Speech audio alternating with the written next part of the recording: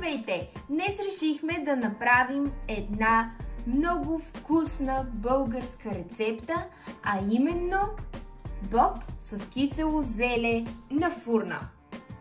За целта ще са ни необходими 750 грама предварително сварен боб, като аз преди да сложа боба да се свари, го бях накиснала за една вечер да престои в студена вода, след което го измих и го сложих в тенджерата със студена вода да заври.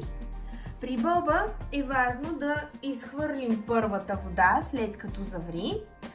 Аз изхвърлих едната вода, налях отново студена, сварих си боба, вътре съм сложила една суха чушка, нарязана на едро, една супена лъжица джоджан и сол на вкус. След като боба се е сварил, ние ще се захванем с рязането на киселото зеле. Като аз използвах една малка зелка и една половинка.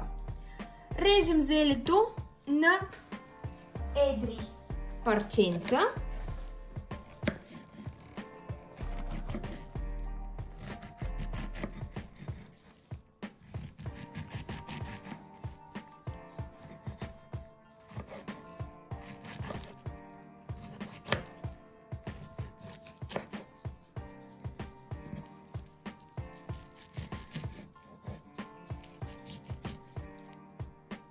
Така, и връщам в купата при останалото.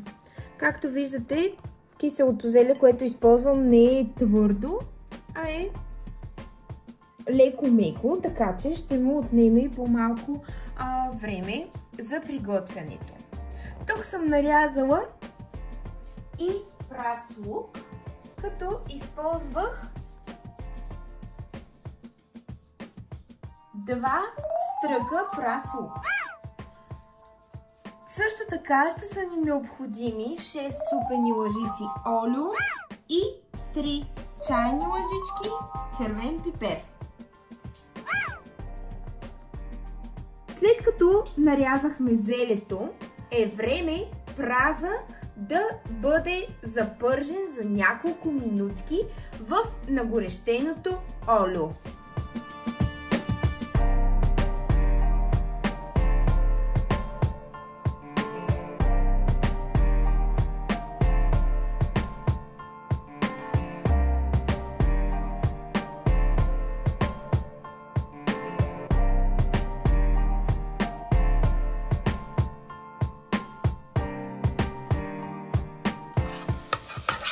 Така, ето си нашия лук се запърви и е време да добавим и червения пипер, след което бързо трябва да започнем да разбъркваме, за да не ни загори червеното пиперче.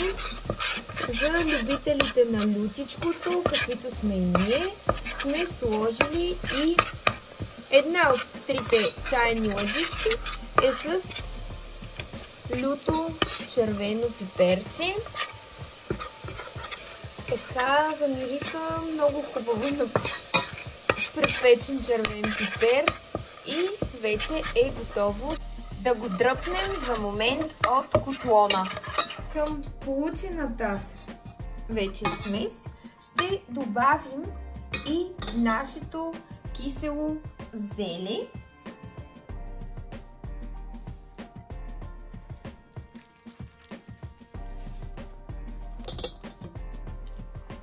Така.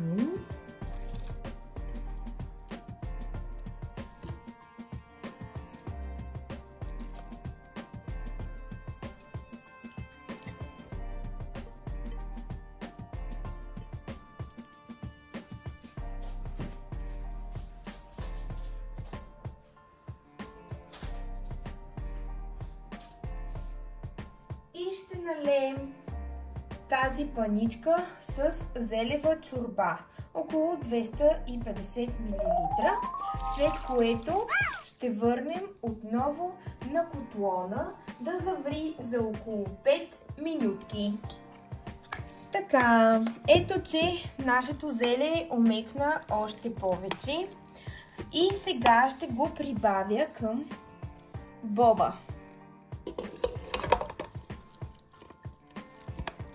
Така.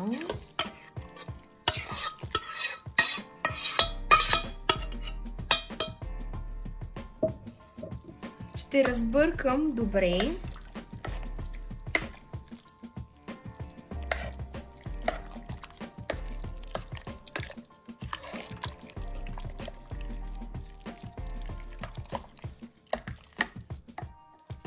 Тук съм приготвила 2 супени лъжици домашна лютеница, която смятам, че много ще подхожда на нашето ястие и ще го вкуси още по-добре. Отново разбърквам.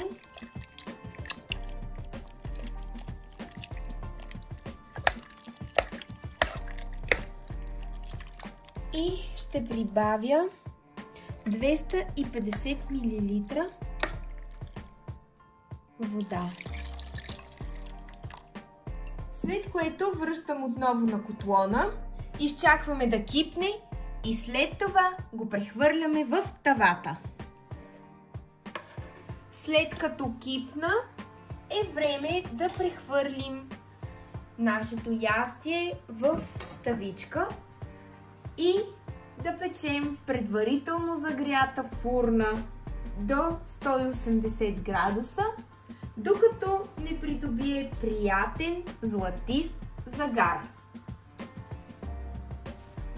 Ако не сте се абонирали за канала ни, може да го направите, като цъкнете subscribe. Ще се радваме, ако подкрепите нашия канал и се абонирате за него.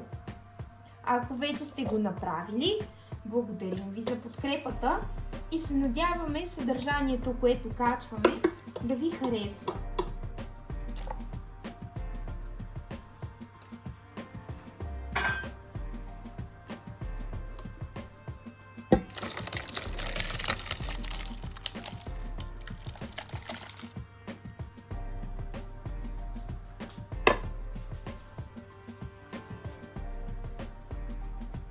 Благодарим ви, че останахте и изгледахте видеото ни до край.